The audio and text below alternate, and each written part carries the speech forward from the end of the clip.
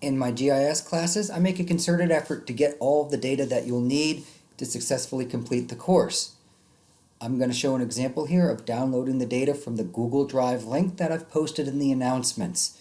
You'll see that it'll be posted into a zip file. For my class, you'll see that I have a number of different folders. I post the software. I post quiz data. In some classes, I post old quizzes.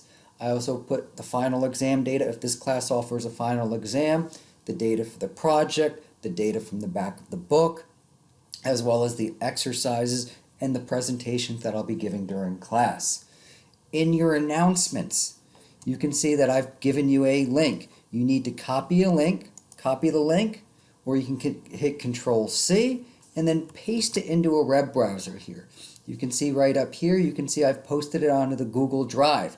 You cannot access my Google Drive. You cannot access any other folders. The only folder you'll be able to access is the one that I've posted here that you'll cut and paste or copy and paste from the announcements. When you hit enter, you'll see what I have here. This is just Spring XXX GIS sample data. For all my different classes, I post different exams. I post different material for each one. So this is just a sample that you'll see right here. If I click on the actual folder, you'll see the different folders that I have here. I have a README document. For this particular example, I have ArcGIS 10.3, which represents the software, class documents, exercises that you'll be turning in, final exam data, MGIS data. So this looks like one of my intro or applied GIS classes, the presentations, project, and quizzes. So this is the folder structure. Now there's a number of different files within each of these, including the README document that I have here. So instead of me posting each of these individual files, I've done something called zip. Okay, that means basically I put them all into one file, and it uses lossless compression to put it into one file. You can download that one file, and then you can open that up on your flash drive. Okay. So you can see the folder structure that I have here in the upper right corner. You're just going to click on download, and you're going to download that however your web browser downloads data. Okay. I'm going to show us how we do this here. Okay. You can see it's downloading. I'm using Chrome right here, so I think it's sticking it into my users downloads files, however your browser works. What I'm going to do is I'm going to copy this and extract this to my flash drive, and then you're just going to bring in that flash drive to class every single day. It looks like it's done downloading, so I'm going to stick my flash drive in here. When I stick my flash drive in here, you can see it's called Centon D. Okay, you can see it has a number of different folders right here. Okay, number of different folders right here. Okay, you'll see I'm actually going to delete this one, so we'll start it from scratch here. Okay.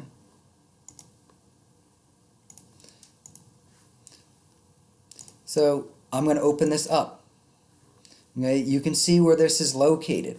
Remember what I'll be talking about in class is that computers are stupid. Wherever it's going to upload wherever you tell it to upload. So this is the flash, or this is the zip file that I have here.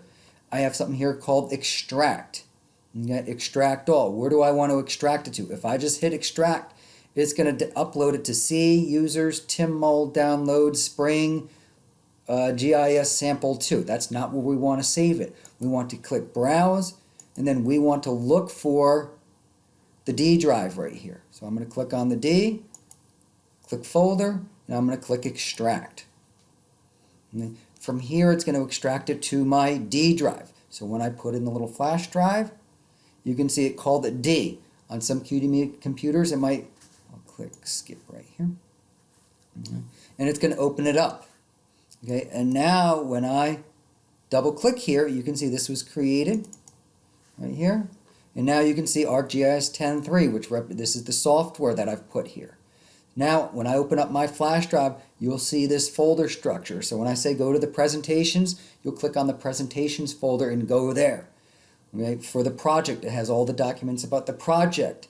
For the quizzes, it's got the quiz data and old quizzes that I've given. MGIS data, this is data from the back of the book for my Mary Beth Price book.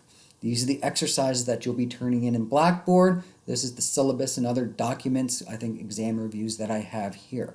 So now when you bring this in, you need to bring in your flash drive, and this has all the material that you'll need for class. If I were to pull it out, okay, put it back in here, you can see once I go back down here, this data is here, okay? I do not want to work off the zip file. Wherever this is, this zip file will not work, okay? And a big part of this class is following directions. You do not want to work from this because it is not extracted. These files will not open correctly. This is within a zip file. If I right mouse click and click on properties, it doesn't have any information. It tells me it's an archive root directory. We need to unarchive it. We need to extract it. We need to expand it into all of the individual folders and all of the individual files that it's going to have.